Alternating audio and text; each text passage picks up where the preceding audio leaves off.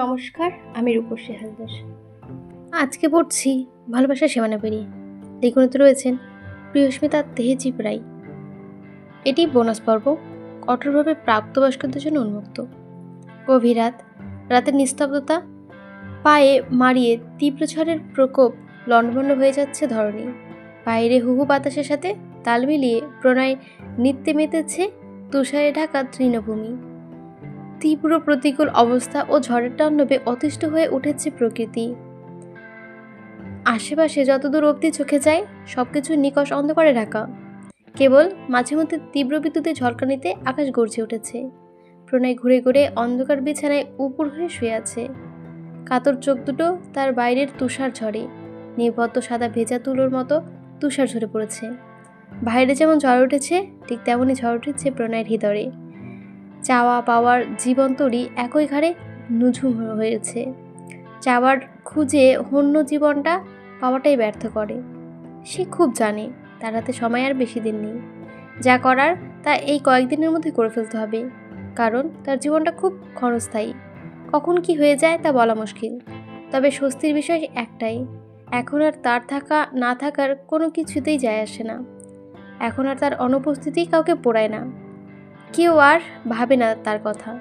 পরিবার তো তাকে মৃত ধরে নিয়েছে 4 বছর আগেই। এখন সে একা, সম্পূর্ণ একা। তার মৃত্যুতে সুখ পালন করার মতো হয়তো কেউ নেই। যে কাঁদবে সে অন্য কারো হয়ে যাবে। অন্য কেউ তার সর্বোচ্চ ভালোবাসায় ডুবিয়ে দেবে, তাকে ভুলিয়েও দেবে। তবে সে তো তাই চায়, কিন্তু মন তার হিংসুটে, কিছুতেই একমত হতে চায় না। প্রণয় মাঝে মাঝে ভাবে, এমন মন ধরা যেত, ছোঁয়া যেত, স্পর্শ করা যেত, তাহলে সবার আগে ওটাকেই ধরে গুলি করে দিত প্রণয়।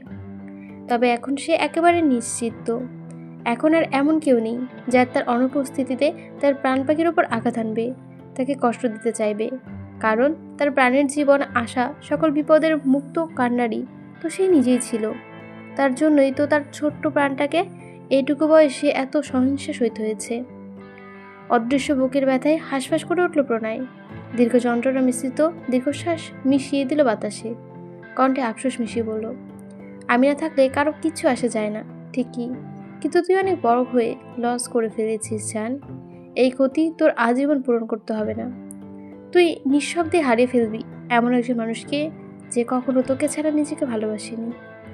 হ্যাঁ, আমার পর তোকে হয়তো অনেকেই ভালোবাসবে, কিন্তু বিশ্বাস কর, আমার মতো করে কেউ পারবে না। প্রণয় বুক ভরে শ্বাস নিয়ে পুনরায় বলল, সবার প্রাপ্তির খাতায় কিছু না কিছু আছে, কিন্তু আমার প্রাপ্তির খাতায় একটি বিরাট বড় শূন্য। উত্তরটা প্রণয় ভেবে থেকেই আসলো। অন্তর আত্মার তীব্র প্রতিবাদ কণ্ঠে গর্জে উঠল, না, আমার প্রাপ্তির খাতা শূন্য না। আমার প্রাপ্তির খাতায় অসম্পূর্ণতা নেই, অসম্পূর্ণতা নেই। আমি পূর্ণ।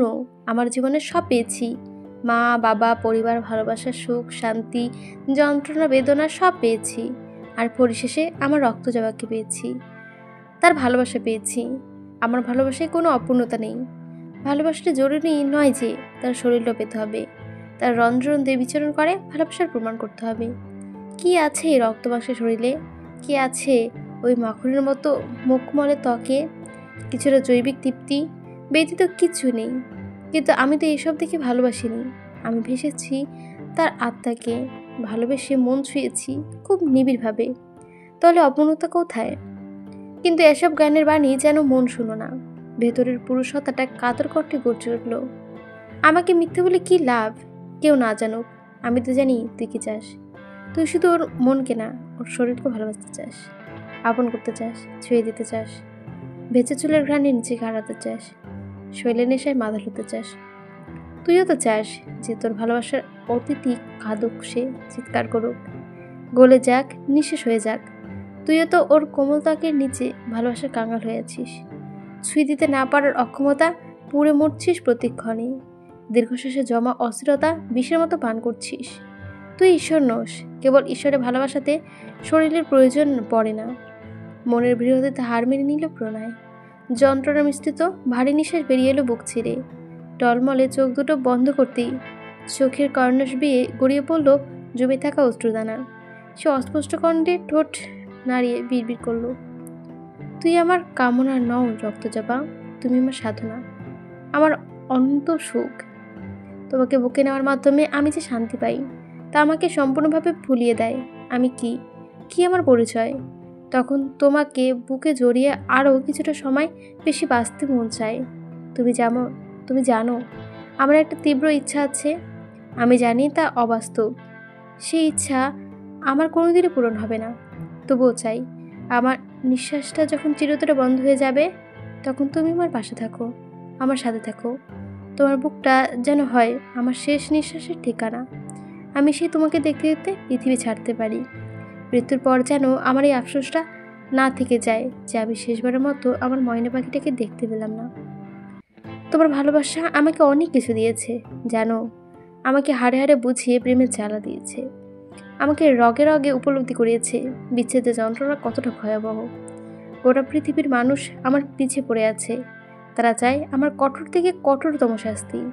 কিন্তু তারা যদি আমার গত 6 বছরের একটা রাতও দেখতো তাহলে কখনোই আমাকে মেরে ফেলতে চাইতো না। আজীবনের জন্য বন্দি করে রাখতো অন্ধকার কালকুটিতে, আর তাড়িয়ে তাড়িয়ে উপভোগ করতো তুই না থাকার একটা ক্ষণ। প্রণয়ের নিকট এই বদ্ধঘরের বাতাসটা বিষাক্ত মনে হলো। আজ 4টা বছর সে ঘুমাতে পারে না। রাতের পর রাত তাকে নির্ঘুম পার করতে হয়। দিন যেমন তেমন, রাত হলে আর সহ্যই হয় না। প্রণয় বিছানায় শুয়ে শুয়ে এপাশ ওপাশ করতে লাগলো। শরীরটা তার নেশা নেশা যাচ্ছে। পুরুষালী শরীরের রগে রগে দৌড়ে বেড়াচ্ছে টেস্টোরেন হরমোন। আজকাল রাত হলেই সে পুরুষত্ব জেগে ওঠে। সে বুঝে পায় না এত যৌবনের কামড়াকামড়ি কোথা থেকে আসে। প্রণয় তীব্র অস্থিরতা একহারো কাঁপানো ঠান্ডার মধ্যেও হামছে। মাদকতা মিশ্রিত শ্বাস প্রশ্বাসের গতি বাড়ছে ক্ষণে করে। শরীর তার মনের বিরুদ্ধে বিদ্রোহ করে উঠে বলল, I want to drug by psychological ইনস্ট্রুমেন্টি। প্রণয় কিছুতেই কন্ট্রোল করতে পারছে না নিজেকে। সেকেন্ড অপারেশন সে কখনো চুজ করতে পারছে না, কারণ এটা তার জন্য নিষিদ্ধ সুখানুভূতি, যার স্বাদ আস্বাদনের অধিকার প্রণয় নেই। আর ফার্স্ট অপশনটা ভয়ঙ্কর। আজ একটা কিছুতেই নেওয়া যাবে না, কারণ একবার ড্রাগস নেশা শরীরে ঢুকে পড়লে মস্তিষ্ক একদম আলবিড়ে যাবে। তখন আর নিজের কৃতকর্মের ওপর কোনো কন্ট্রোল থাকবে না। এই গড়াগড়ি খাওয়ার মাঝেই অন্ধকার ঘরের মেঝেতে ধপ করে কিছু পড়া শব্দ হলো। সাথে সাথে ছটফটিয়ে স্থির হয়ে গেল প্রণয়। চোখ খুলল না, ঠোঁট কামড়ে ধরে পড়ে রইল। কারণ সে মেয়েটার গন্ধ পাচ্ছে, উপস্থিতি অনুভব করতে পারছে। এটাও বেশ বুঝতে পারছে মেয়েটা এখন তার জ্বলন্ত আগুনে ঢিধাতে এসেছে। ছুঁয়ে দিয়ে কঠিন ধৈর্যের পরীক্ষা নেবে এখন। জ্বালিয়ে পুড়ে শেষ করে দেবে এই রাতে। ভয়াবহ অন্তে নিঃশ্বাসটুকু ফেলে সময় পেল না প্রণয়। তার আগেই কামুক শরীরে কোমল নারী দেহে স্পর্শ অনুভব করলো। ধীরে ধীরে কেউ এসে চড়ে বসলো পেটের ওপর। গলা শুকিয়ে কাঠ হয়ে গেল প্রণয়ের। সে চোখ মেলে দ্রুত টেবিলের পাশে ল্যাম্পটা অন করতে গেলেই কোমর দুটো হাত আচমকা তার বলিষ্ঠ হাত চেপে ধরল। আগন্তুক কেশৈলের মিষ্টি ঘ্রাণে ঘোর লেগে যাচ্ছে প্রণয়ের। সে রমণী মধুর কণ্ঠে ধমক দিয়ে উঠল, একদম নড়বে না বলছি। কি পেয়েছেন আমায়? আপনি যে বলবেন আমাকে তাই শুনতে হবে। কোমর স্পর্শে আবেশিত পুরুষ প্রণয়ের কঠিন খোলস ছেড়ে ফেলল। কণ্ঠে খাদনা নামিয়ে বলল, এত রেগে আছেন কেন ম্যাডাম? আমি কি বললাম আপনাকে? প্রিয়তা আবার আরো তেতে উঠল। কোমল হাতে বলিষ্ঠ হাত দুটো আরো শক্ত করে চেপে ধরল। এতে অবশ্য বেশ আরাম পেল প্রণয়। প্রিয়তার কাছে এসে তাতে দাঁত চেপে রাগান্বিত কণ্ঠে বলল, 28 বছরের বুড়ো বাম ঢং করেন আমার সাথে? জানেন না আমি অপরিচিত জায়গায় একা ঘুমাতে ভয় পাই? তার ওপর এই ঝড়ের রাতে একা একা রুমে আমায় ফেলে আসলেন। টোটে এক চিলতে বাঁকা হাসি খেলে গেল প্রণয়ের। সে হাত উঠিয়ে প্রণয়ের সামনে পড়া চুলগুলো আলতোভাবে কানের পেছনে গুজিয়ে দিল। থিতের কণ্ঠে বলল, তো ম্যাডাম এই জন্যই এত রেগে আছেন? তা আপনার মনের বাসনে কি শুনি? আমার সাথে ঘুমাতে চেয়েছিলেন? প্রিয়তা অন্ধকারে মুখ বাঁকালো। আপনার সাথে ঘুমানোর জন্য দেখছেন না আমি কেঁদে মরছি? আপনি কি হন আমার? সরুন তো। প্রিয়তার কথায় কোনো দ্বিমত প্রকাশ করলো না প্রণয়। বাধ্য ছেলের মতো উঠে যেতে নিল। সাথে সাথেই তার হাত ছেড়ে শার্টের কলার চেপে ধরল প্রিয়তা। এক ধাক্কায় পুনরায় শুয়ে দিল। এবার একদম প্রণয়ের মুখের কাছে মুখ নামিয়ে রেগে আগুন হয়ে বলল, এই শালা, সব বুঝেও না বুঝার ঢং করো নাকি? জানিস না তোকে আমি কতটা ভালোবাসি? তারপরও তুই চুন্নি নাকিনকে কিভাবে বিয়ে করলি? মুখের কাছে মুখ আনতেই প্রিয়তার মুখ থেকে ঝড়ের বেগে অ্যালকোহলের কড়া একটা গন্ধ ছুটে আসে। নাকে লাগলো প্রণয়ের। মদের গন্ধ নাকে লাগতেই কপাল কুঁচকে গেল তার। 2 হাত উঁচিয়ে প্রিয়তার কোমরে ভাঁজ রাখলো। আচমকা একটা হ্যাঁচকা টানে দিতেই হুড়মুড়িয়ে বলিষ্ঠ বুকে আছড়ে পড়ল প্রিয়তা। প্রণয় আরো শক্ত করে কোমর চেপে ধরে গভীর কণ্ঠে বলল, কি খেয়েছিস? প্রিয়তা জবাব দিল না। হঠাৎই খিলখিল করে হেসে উঠল। ঝঙ্কার তোলা সেই হাসির শব্দ প্রণয়ের বুক চিরে গায়ে হৃদয় স্পন্দনে লাগলো। এই মেয়েটাকে কি মরণে টেনেছে? প্রণয় কোমরের চামড়ায় হালকা চাপ প্রয়োগ করে রেখে বলল, বল কি খেয়েছিস? আউচ বলে মৃদু আর্তনাদ করে উঠল প্রিয়তা। গাল ফুলিয়ে অভিমানী কণ্ঠে বলল, একটুখানি গ্রেপস খেয়েছি। বলে এভাবেই মারছেন? প্রিয়তার কথায় ভ্রু কুঁচকে এল প্রণয়। মকমলে পেটের চামড়ায় আরো একটু জোরে চাপ প্রয়োগ করে বলল, এই বাড়িতে গ্রেপস কোথায় পেলি? এবার ব্যথায় তীব্রতায় আহ করে উঠল প্রিয়তা। নরম হাতে প্রণয়ের বাঁধন ছাড়ানোর চেষ্টা করতে করতে আহত কণ্ঠে বলল, ব্যথা পাচ্ছি প্রণয় ভাই। প্রণয় আরো জোরে চেপে ধরল। কপট রাগ দেখে বলল, বল কোথায় পেয়েছিস? প্রিয়তা সইতে না পারে মুচড়ে উঠল। প্রণয় দগ্ধ কণ্ঠে ধমক দিয়ে বলল, কোথায় পেয়েছিস বলবি, নাকি অন্য মেডিসিন প্রয়োগ করব? প্রণয়ের কণ্ঠে অন্যরকম আগুন। প্রিয়তা আচমকাই প্রণয়ের গলা জড়িয়ে ধরল। বুকে মুখ লুকিয়ে নিশাল কণ্ঠে বলল, সত্যি বলছি, খুব লাগছে। তাহলে বল। প্রিয়তা তপ্ত নিঃশ্বাস ফেলতে ফেলতে বুক থেকে ধীরে ধীরে গলার কাছে উঠে আসলো। শার্টের দ্বিতীয় বোতামটা খুলে পুনরায় উষ্ণ ত্বকে মুখ ডোবালো, কিন্তু আবারও কোনো প্রত্যুত্তর করলো না। প্রিয়তার কোমর ঠোঁটের স্পর্শে শীর্ষীয় অনুভূতি খেলে গেল প্রণয়ের শরীরে। রক্তে আগুন ধরে গেল। এক প্রকার ত্বকে গরম নিঃশ্বাসের আবেশে শরীরের পোষণ দাঁড়িয়ে গেল। তবুও কঠোর সংযমে সে নিজেকে নিয়ন্ত্রণ করল। কাঁপতে থাকা ঠোঁটে বলল, বল। প্রিয়তা আবার মুখ খুলল। প্রণয়ের গলায় অ্যাডেন ম্যাপেলে একটা ভেজা চুমু এঁকে দিয়ে বলল, আমাকে যে ঘরে থাকতে দিয়েছেন ওখানে পেয়েছি, সেন্টার টেবিলের ওপর। ওইখানে কিভাবে আসলো? সারা বাড়িতে কোথাও কোনো গ্রেপস নেই। প্রিয়তা সংযত ঠোঁটে ঠোঁট বুলিয়ে প্রণয়ের উষ্ণতাকের ভাজে ঠোঁট নামিয়ে সময় ডিপ কিস করলো প্রণয়ের কলার বনে।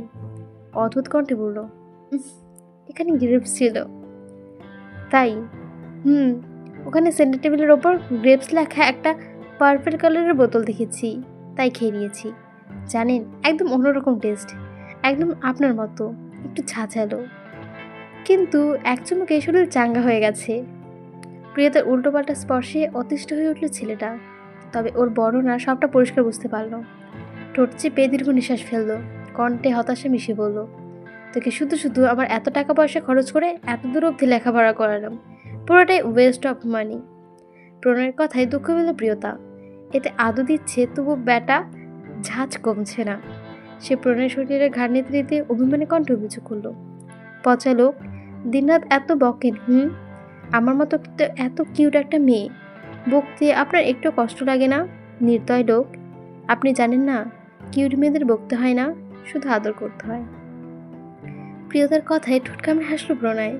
প্রিয়তার কোমল ঠোঁটে স্লাইড করতে করতে নেশালে কণ্ঠ বলল, আমার আদরের যন্ত্রণা বেশি প্রিন্সেস, তোমার সহ্য হবে না, খুব ব্যথা লাগবে। তখন তুমি চিৎকার করে বলবে, মেরে ফেলো আমায়, শেষ করে দাও। অবাক হলো প্রিয়তা, চোখ পিটপিট করে বলল, যা, এমন আবার হয় নাকি? সে নিজের ইচ্ছায় মরতে চায়, আমি তো শুধু একটু আদর করতে চাই। প্রিয়তার অবুঝতায় প্রণয়ের শিরায় উপশিরায় পারদ ঢেলতে লাগলো। ভারী হয়ে উঠল নিঃশ্বাস। এই মেয়েটা স্পর্শে যেন বিষ। প্রিয়তা প্রণয়ের গাড়ি খোঁচা খোঁচা দাঁড়িয়ে আলতো হাতে বলিয়ে দিল। মাথা উঁচু করে সেথায় শব্দ করে একটা গাঢ় চুমু খেলো। পরপর অন্য গাল খুলল। এবার নজর পড়ল কালচে লাল ঠোঁটে। প্রিয়তার মতলব বুঝতে পেরে নিজের স্থান পরিবর্তন করে ফেলল প্রণয়। প্রিয়তা কিছু বোঝে ওঠার আগে ঘুরিয়ে নিজের বালিশে শুয়ে দিল। হাত বাড়িয়ে পাশের টেবিল ল্যাম্পটা অন করতেই পুরো রুম হলুদ আভায় ভেসে গেল। প্রণয় এবার গোলাটে নেশালো চোখে তাকালো প্রিয়তার সুশ্রী চেহারার দিকে। প্রিয়তার শ্বাস প্রশ্বাস ঘন, ধীরে ধীরে ওঠানাম করছে তার বুক। কোমর রক্ত লাল ওষ্ঠযুগল কাঁপছে ধীর ধীর করে। রক্তিম নালিনাতে ছেয়ে গেছে গাল, গলা, শরীরে সর্বত্র থেকে ছুটে আসছে সেই পরিচিত সুঘ্রাণ। এসব দেখে শুকনো ঢোক গিল প্রণয়। নিষিদ্ধ জিনিসের সৌন্দর্য এত তীব্র হয় কেন? প্রণয় টেনে হিচড়ে নিজের দৃষ্টি নামালো। কঠোর সংযমী মনোভাব সেরে যেতে নিল। প্রণয় প্রিয়তা পুনরায় টেনে এলে প্রণয়ের শার্টের কলার। প্রণয় সংযমের কণ্ঠে তিতে কণ্ঠে বলল, ছাড় বলছি। ছাড়ো না প্রিয়তা, বরং হ্যাচকা টানে তাকে আবারও নিচের উপর ফেলল। অন্যমনস্ক ছিল প্রণয়। আচমকা টান খেয়ে তাল সামলাতে পারল না, মুখ থুবড়ে পড়ল অতিরিক্ত নরম কিছুতে। তুলতুলে জিনিসটা ঠোঁটে লাগতেই ঝাঁকুনি দিয়ে উঠল প্রণয়ের শরীর। শিরদাঁড়া পেয়ে একদম ঠান্ডা স্রোত নেমে গেল। সংস্পর্শ তার অঙ্গে পুরুষালী ঠোঁট ছোঁয়াতেই জমে গেল প্রিয়তার শরীর। সে বেশ অবশ হয়ে ঝাঁঝালো আসলের নিমেষেতে। মদের নেশা থেকে অন্যরকম কিছু নেশার তীব্রতা ছড়াতে লাগলো রন্ধ্রে। বুকে জেগে উঠল অতৃপ্ত কামনা বাসনা। সে প্রণয়ের সিল্কি চুলে হাত দিয়ে ধীরে ধীরে চুল টানতে লাগলো। আবেশে চোখ বন্ধ করলো প্রণয়। সে আর সরে যাওয়ার চেষ্টা করলো না, কারণ এখন সরে গেলে মরে যেতে হবে। প্রণয়ের পুরুষালী ওষ্ঠে আদরে ডুবে যেতে লাগলো প্রিয়তার তুলতুলে শরীর। ঠোঁট কামড়ে চোখ খিচে বন্ধ করে নিল প্রিয়তা। কাঁপতে থাকা বাঁকানো শরীরে এক একটা বাঁক যেন প্রণয়ের ভেতরের আগুনে টেনে বের করছে। সে আলতো করে প্রিয়তার গলার দিক থেকে আরো দুটো বোতাম খুলে দিল। নিঃশুদ্ধ আসক্তি তাড়নায় পুরোপুরি দিশেহারা হয়ে গেল প্রণয়। নিয়ন্ত্রিত হারিয়ে মুখ ডুবিয়ে দিল প্রিয়তার উন্মুক্ত বুকে। সাথে সাথেই কলিজা লাফিয়ে উঠল প্রিয়তার। অসহ্য সুখানুভূতি নিঃশ্বাস আটকে দম বন্ধ হয়ে এলো এক মুহূর্তে। শরীরে জ্বলে ওঠে উষ্ণতার নরম ঠোঁট, আর গরম জিভের স্পর্শে ছটফটে উঠল মেয়েটা। চোখের কোণে জমে উঠল নিশ্চিত অশ্রু। এই অসহ্য সুখ সইতে না পেরে গায়ে সর্বশক্তি দিয়ে খামচে ধরল প্রণয়ের চুল। প্রণয় খেতে খেতে মাঝে মাঝে অতিরিক্ত অ্যাগ্রেসিভ হয়ে কামড়ে দিচ্ছে। এবার জোরে একটা কামড় দিল। প্রিয়তা কাঁচন কণ্ঠে মৃদু আর্তনাদ করে উঠল, আউচ লাগছে প্রণয় ভাই। অমৃত সুধা পান করতে করতে প্রণয়ের দৃষ্টি আটকালো বাঁ দিকের স্তনে। সাথে সাথেই মাথা ঝিনঝিন করে উঠল প্রণয়ের। উঁচু ফর্সা ত্বকের ওপর টকটকে লাল তিলটা হীরের মতো চমকাচ্ছে। ওই তিলটা প্রণয় অনেক ছোটবেলা থেকে দেখছিল একবার, কিন্তু এটা এখন এত সুন্দর হয়ে গেছে তা কল্পনা তো ভাবতে পারিনি প্রণয়। প্রণয় বিন্ধ্যাকুল উঁচিয়ে ছুঁয়ে দিল তিলটা, অবুঝ কণ্ঠে বলল, এটা কি? আই ওয়ান্ট টু ইট। প্রিয়তা যেন মরণের উপক্রম হলো। প্রণয় এবার ডান পাশ ছেড়ে পাপাসের তিলটাই মুখ ডুবালো। গভীর হাসি টেনে বলল, এটা তো সুন্দর, আগে দেখিসনি তো আমাকে? আমি তো পাগল হয়ে যাবো জান। এত সুস্বাদু কেন, এত সুন্দর কেন? আমার তোকেই চাই। I want to eat you. Priyata হৃস্পন্দনের ধকপক শব্দে প্রণয়ের নেশা বাড়ছে চরচর করে। এই শরীরে এত মধু জমা আছে, আচ্ছা দেখতে চাই। প্রণয় ধীরে ধীরে নিচে নামতে নিলে তার চুল টেনে ধরল। প্রিয়তা অসহ্য কণ্ঠে বলল, কিসমি। প্রিয়তার পাগলামে অবলোকন করে ঠোঁট কামড়ে হাসলো প্রণয়। মাথা উঁচিয়ে চলে আসলো প্রিয়তার মুখ বরাবর। প্রিয়তার খিচে রাখা চোখ আর কাঁপতে থাকা ঠোঁটের দিকে তাকে হালকা আসলো। একটা শয়তানি বুদ্ধি দিয়ে উকি মারল তার মাথায়। সে অল্প ঝুঁকে তপ্ত নিঃশ্বাস ফেলো প্রিয়তার মুখে। নাকে নাক খুঁজতে খুঁজতে হাসি টেনে বলল, আরাম পেয়েছো জান? এ কথার প্রচণ্ড লজ্জায় প্রিয়তার শরীর কাটা দিয়ে উঠল। আরো জোরে জোরে চোখ খিচে বন্ধ করে নিল। প্রণয় ঠোঁট বাঁকিয়ে হাসলো। রক্তিম ঠোঁটে স্লাইড করতে করতে অতৃপ্ত কণ্ঠে বলল, আমার চোখে চোখ রেখে বলো, কেমন ফিল করছো? প্রিয়তা লজ্জায় চোখ মেলে তাকাতে পারলো না, কারণ এই মুখে সে কিছুতেই প্রণয় ভাইকে দেখতে পারবে না। প্রণয় লোভাতু নয়নে তাকিয়ে প্রিয়তার রক্তিম ঠোঁটে ঠোঁট ডুবিয়ে দিল। নিজের 45 কেজি ওজন 85 কেজি ওজনের পুরোপুরি ছেড়ে দিল ভর প্রিয়তার উপর। ঠোঁটে ঠোঁট পড়তেই শরীর বাক্যে কেঁপে উঠল প্রিয়তার। দুই হাতে শক্ত করে জড়িয়ে ধরল প্রণয়ের পিঠ। যদিও প্রশস্ত পিঠ তার দুই হাতের মধ্যে এলো না, তবে অদ্ভুতভাবে এই 85 কেজি ওজনের ভার প্রিয়তার 49 কেজি শরীর সয়ে নিল অনায়াসে।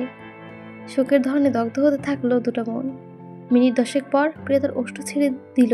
প্রণয়ের কাতর কণ্ঠে বলল, আমি নিজেকে সামলাতে পারছি না জান, প্লিজ আমায় আটকা, না হলে আমার এত বছরের সব সাধনা যন্ত্রণা বিফলে যাবে।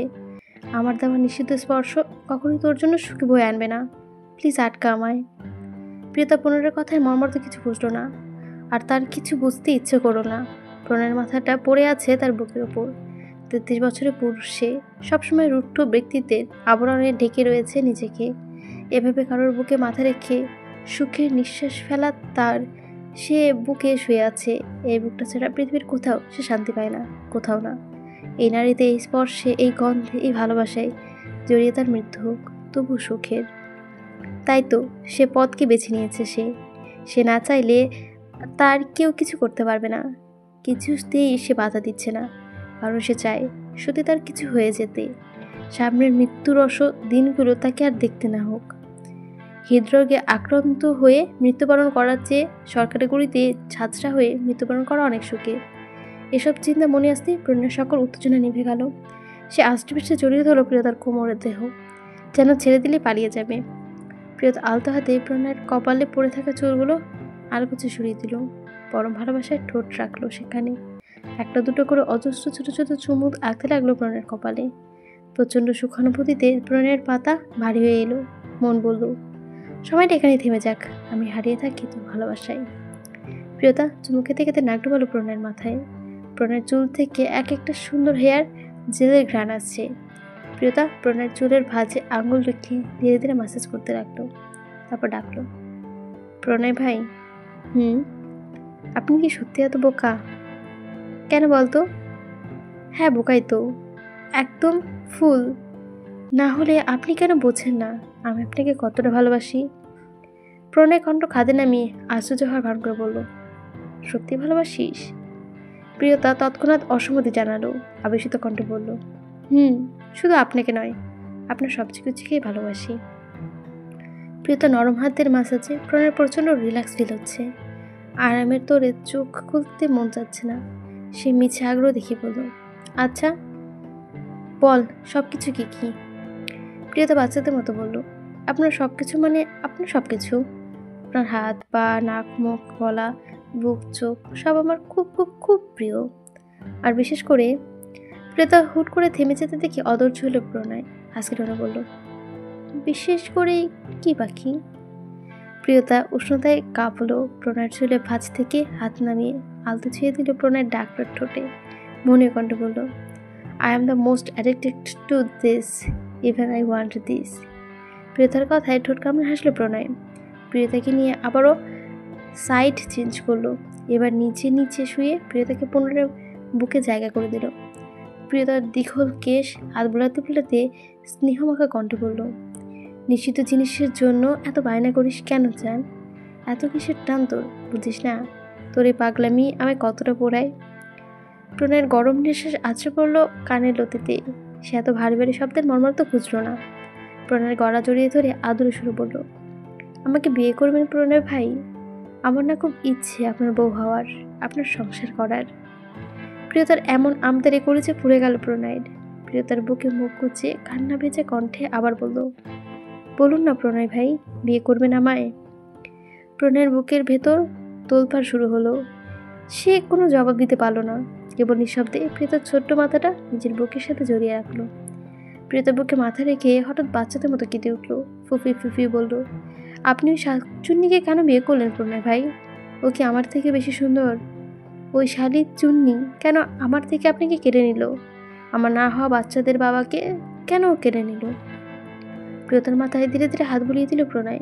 কপালে দীর্ঘ চুমনিকে বলল, ভাষা খারাপ করো না চাঁদ পাখি। প্রিয়তা একদম গুটে গেল প্রণয়ের বুকে। পুরুষের বুকে পশ্চিমে পশ্চিমে ভালোবাসা খুঁজে পেল মেয়েটা। বুকের গন্ধে মিশে গিয়ে আকুল কণ্ঠে প্রশ্ন করল, একটা প্রশ্ন করি প্রণয় ভাই? প্রিয়তা কান্না চেপে রাখার চেষ্টা করলো। জড়িয়ে যাওয়া আহত গলায় বলল, আপনি ওই শাকচুনিকে অনেক আদর করেন তাই না প্রণয় ভাই? খুব খুব আদর করেন, অনেক অনেক ভালোবাসেন। যেভাবে কখনো আমাকে আদর করেননি ওভাবেও করেন। রাতের গভীরে আপনার আদরে আদরে ভরিয়ে দেন তার দেহ। এই প্রশ্নের কোনো উত্তর দিতে পারল না প্রণয়, চুপ করে রইল। প্রণয় নীরবতায় আগুন ধরল প্রিয়তার করে যায়। প্রিয় পুরুষের গলায় মুখ গুজে টুকরে কেঁদে উঠল প্রিয়তা।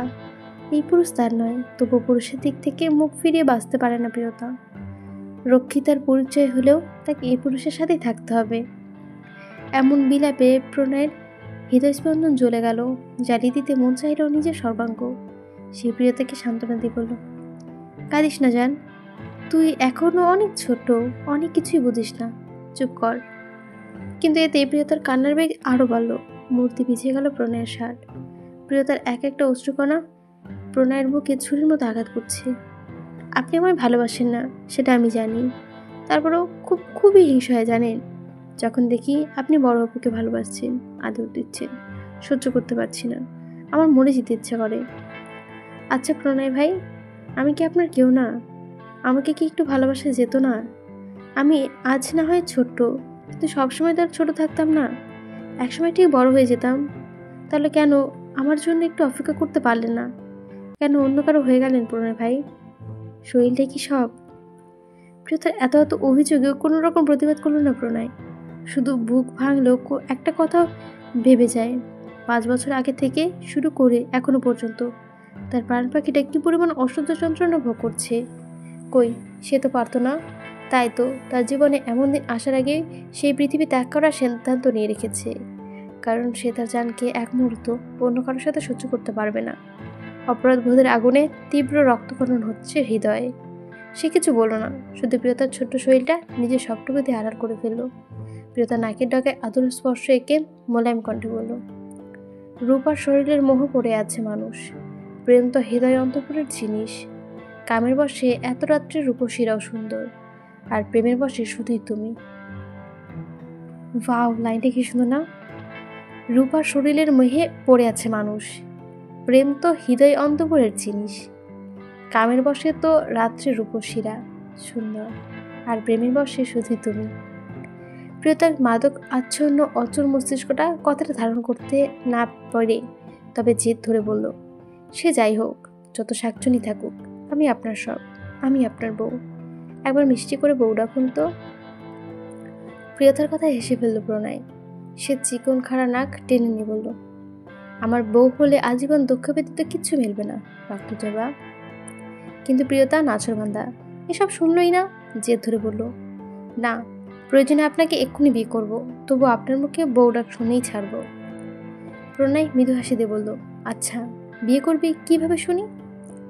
প্রিয়তা প্রণয়ের খোদা খোদা দাড়িযুক্ত গালে কষে একটা চুমু খেয়ে আগ্রহ নিয়ে বোঝানো ভঙ্গিতে বলল, আপনি কবুল বলবেন, আমি কবুল বলবো, ব্যাস বিয়ে হয়ে যাবে। তারপর বাসর করব, তারপর আমি আর আপনি মিলে মুরগির বাচ্চার মতো এক ঝাঁক ছানা ফোটাবো। প্রিয়তার কথায় শব্দ করে হেসে উঠল প্রণয়। প্রিয়তার কাল নিয়ে বলল, পাকা বুড়ি। প্রিয়তা নাকের পাটা ফুলিয়ে বলল, পাকা বলবেন না, যা বলছি তাই বলুন, বলুন। প্রিয়তার হাতের ওষ্ঠপিঠে চুমকি বলল, বলবো না, কারণ মুরগির বাচ্চার মতো এক ঝাঁক বাচ্চা পয়দা করার মতো অত জোর আমার গায়ে নেই বেবি। প্রিয়তা প্রণয়ের মুখে কিল মেরে বলল, কখনো আদর দিয়ে দেখেছেন পারবেন কি না? আচ্ছা, আপনাকে বলি বা কি লাভ, বাচ্চা পয়দা করার জন্য আদর করতে হয়। বলতে বলতে থেমে প্রিয়তা ভ্রু বাঁকিয়ে বলল, আমি কেন যেন সন্দেহ হচ্ছে। কি? প্রিয়তা আবারও ভ্রু নাচিয়ে সন্দেহের কথা বলল, সত্যি বলুন, আপনার বিশেষের সমস্যা নেই তো, তাই না? আমি আগেই বুঝতে পেরেছি। প্রিয়তার কথায় হুট করে কাশি উঠে গেল প্রণয়ের। লাফিয়ে উঠল প্রিয়তা, প্রণয়ের পিঠে আলতো চাপ দিয়ে বলল, আরে আরে, কি হয়েছে, পানি খাবেন? প্রণয় নিজেকে ধাতস্থ করলো। আচমকা প্রিয়তার ঠোঁট চেপে ধরে চাপা ক্ষোভে প্রকাশ করে বলল, আমার মেশিনে সমস্যা তাই না? আই তোকে দেখাই। প্রণয়কে রাখতে কথাটা বলতে দেখে প্রিয়তা কিন্তু ব্যাটা এইভাবে খেপে যাবে সেটা ভাবতেই পারেনি। বেচারি ভয়ের তো সে প্রণয়ের দিকে তাকিয়ে দ্রুত দুই পাশে মাথা নাড়ল। ভয় পিত্তি মাথায় উঠে গেল মেয়েটার। সে তুতলি বলল, না না না, থাক, আচ্ছা দেখবো না। এই কথায় প্রণয় আরও চলে গেল। প্রিয়তাকে চেপে ধরে বলল, এখন দেখবি না কেন, আত্মাকে দেখাতেই হবে। প্রিয়তা না বলে প্রণয়ের মুখে মুখ লুকালো। ছেলেরা সব সহ্য করতে পারলো, কেউ তাদের পুরুষত্বের দিকে আঙুল তুলবে এটা তারা কখনোই মেনে নেয় না। প্রিয়তার অবস্থা দেখে ঠোঁট পাকিয়ে হাসল প্রণয়। হুঁশিয়ারি দিয়ে বলল, মেশিন দিয়ে আর দ্বিতীয় দিন খোঁজে নিবি না, তাহলে এমন আদর করবো যে 10 সেকেন্ড পরে কান্না করে দিবি, বলবি ছেড়ে দেওয়া, কেঁদে পাচ্ছি। প্রণয়ের কথায় এবার আর কোনো জবাব দিল না প্রিয়তা। সে সত্যি ছেড়ে দেয়, মা কেঁদে পাচ্ছে অবস্থা। তাই বুকের ওপর একটু চুপচাপ খাপটি মেরে পড়ে রইল। সময় গড়ানোর সাথে সাথে প্রিয়তার চোখের পাতা ভারী হয়ে আসছে, আর কেমন শীত শীত লাগছে। বাইরে তুষারপাতের তাণ্ডব বাড়ছে ক্ষণে ক্ষণে। শীতের হাত থেকে বাঁচতে বুদ্ধি করলো প্রিয়তা। একটু শান্তিতে ঘুমার জন্য বিড়াল ছানার মতো সুরসুর করে ঢুকে পড়লো প্রণয়ের শার্টের ভেতর। উষ্ণমুখে পেট আর শরীরের তাপ গায়ে রাখতে ভীষণ আরাম হলো প্রিয়তার। সাথে সাথে একটা শীর্ষের কম্পনও ছড়িয়ে পড়লো শরীর জুড়ে। এই ছোট্ট কাজে প্রণয়ের বুকের ভেতর চরম সুখ অনুভব করলো। ধীরে ধীরে হাত বুলিয়ে দিতে থাকলো প্রিয়তার মাথায়। প্রিয়তারও কিছুক্ষণ উল্টোপাল্টা বকাবকি করলো। একসময় গভীর নিদ্রায় তলিয়ে গেল। প্রণয় পরম স্নেহে আরো দুটো চুমু খেলো প্রিয়তার কপালে। মনে মনে বলল, তুই ভুল জানিস জান, আমার মন আর শরীর পুরোটাই অন্য কারো নয়, সব তোর। তোর আর প্রণয় ভাই পুরোটাই তোর। আমাকে কবর না শোয়ানো পর্যন্ত এই মন ও শরীরের একমাত্র মালকিন শুধু তুই। তুই আমার সব সুখের আধার, আমার বেঁচে থাকার কারণ, মরে যাওয়ার কারণ। আজকের রাতটা হয়তো আমাদের সুখের অন্তিম রাত। এমন রাত হয়তো আমার জীবনে আর কখনো আসবে না, কিন্তু তোর এই উপহার দেওয়া রাতটা আমার বুকে পুষে রাখবো সর্বশেষ ক্ষণ পর্যন্ত। বলে বহু বছর পর একটা সুখের নিঃশ্বাস ফেলে প্রণয়। এই ছোট্ট দেহের ভারটা অস্তিত্বে পেলে অন্যরকম সকল ভার আপনা আপনি সরে যায়। মানসিক শান্তিতে প্রণয়ের চোখ লেগে আসে। জানা নেই এমন ঘুম আর কখনো আসবে কিনা। তাই প্রণয় এই শেষ শান্তিটুকু মিস করতে চায় না। এক হাতে প্রিয়তাকে বুকে আগলে অন্য পাশে সেন্টার টেবিলে থেকে ফোনটা নিল। ঘুম ঘুম চোখে বা হাতে কিছু একটা টাইপ করে প্রণয়ের ফোন যথাস্থানে রেখে দিল। নিজের বলিষ্ঠ পুরুষালী দুই হাতে নরম শরীরটিকে শক্ত করে জড়িয়ে ধরে চোখ বুঝল এবং 1 মিনিটের মধ্যে সেও ঘুমের রাজ্যে পাড়িয়ে দিল। কত সুখী দুইজন, কিন্তু এই সুখ কি তাদের কপালে সইল? জামাইবাবু, জামাইবাবু, ও জামাইবাবু, উঠে পড়ুন। বিশাল কাণ্ড হয়েছে। শুধু পাশবালিকে বুক জড়িয়ে মটকা মেরে পড়ে আছে। প্রথমে চেঁচামেচি সবাই সে শুনতে পাচ্ছে, কিন্তু জবাব দিতে পারছে না। প্রথম এবার বিছানায় হাঁটু গেড়ে বসে পড়ল। সুতোর কানের কাছে মুখ উছিয়ে ডাকলো, ও জামাইবাবু, উঠুন না, না হলে হাতে হেরিকেন আর পেছনে বাঁশ হয়ে যাবে। কানের কাছে এমন চিৎকার দাবায় ঘুম ভেঙে ধরফড়ে উঠল সত্য। তদমধ্যে খেয়ে তাকালো প্রথমের দিকে। কণ্ঠে বিরক্তি ঢেলে বলল, কি শালা, এই মাঝরাতে চেঁচাচ্ছ কেন? বউকে কাছে না পেয়ে কি মাথা খারাপ হয়ে গেছে? প্রথমে এবার আসন পেতে বসলো সত্যর সামনে। মুখ বাকি বলল, আমি শালানোই সম্বন্ধী, আর বউ নিয়ে খোঁচা দেবে না। জামাইবাবু, বউয়ের মর্ম তোমার মতো ভার্জিন বাবুরা বুঝবে না। কাঁচা ঘুম ভেঙে যাওয়ায় মাথা ঝিমঝিম করছে সুতোর। সে বিরক্তি কণ্ঠে বলল, এই মাঝরাতে কি আমার ভার্জিনিটির খিল্লি উড়াতে এসেছ সম্বন্ধী? প্রথম বিজ্ঞের মতো মাথা তুলি বলল, হাদিসে আছে অবিবাহিত নারী পুরুষেরা হচ্ছে মিসকিন আর এতিম। মিসকিনদের খিল্লি এই প্রথম শিকদার উড়ায় না। শুদ্ধ হাই তুলে বিরক্তি মুখে বলল, তোমার হাদিসের বাণী সকালে শুনবো শালাবাবু, এখন ঘুমাতে দাও। বলে শুয়ে পড়তে নিল শুদ্ধ। সাথে সাথে তাকে আটকে দিল প্রথম। রসিকতা ছিঁড়ে সিরিয়াস মনে বলল, এখনো ঘুমানোর সময় নাই জামাইবাবু, বিরাট ঝামেলা হয়ে গেছে। প্রথম সিরিয়াস কণ্ঠে শুনে সোজা হয়ে বসলো শুদ্ধ। প্রভাকে বলল, কি ঘটেছে? প্রথম শুদ্ধের হাতে নিজের ফোনটা তুলে দিল। মোবাইলের দিকে ইশারা করে বলল, দেখো। শুধু চোখ কচলে ঝাপসা চোখে তাকালো মোবাইল স্ক্রিনে। চোখের সামনে জরুরি সংবাদে ঝলসে উঠেছে। নিচে লাল ব্যানারে মোটা অক্ষরে লেখা, national emergency, air S located. Canadian Presidency দাঁড়িয়ে আছে মাইকের সামনে, মুখ থমথমে, চোখে রাগের জমাট বাঁধা ক্ষোভ। চারপাশে সশস্ত্র মিলিটারি অফিসাররা প্রশস্ত অবস্থায় দাঁড়িয়ে সাইরেন বাজছে নির্ভরতায়। প্রেসিডেন্টের গম্ভীর কণ্ঠস্বর চারিদিকে কোলাহল পরিবেশে নিস্তব্ধ করে দিয়েছে। তিনি গর্জে উঠে বলেন, দেশবাসী, আজ আমি এমন একটা খবর নিয়ে হাজির হয়েছি যা বিশ্বকে জানানো আমার কর্তব্য। মাত্র 20 মিনিট আগে নিখোঁজ হয়ে যাওয়া 12 জন শীর্ষ বিজ্ঞানীর মাথা কাটা আর শরীরের টুকরো টুকরো অংশ আমার ভবনের সামনে ফেলে গেছে কেউ। এই মুহূর্তে নীরবতার পর স্ক্রিনে ভাইরাল ফুটেজের ব্ল্যাক করার ছবি উঠল।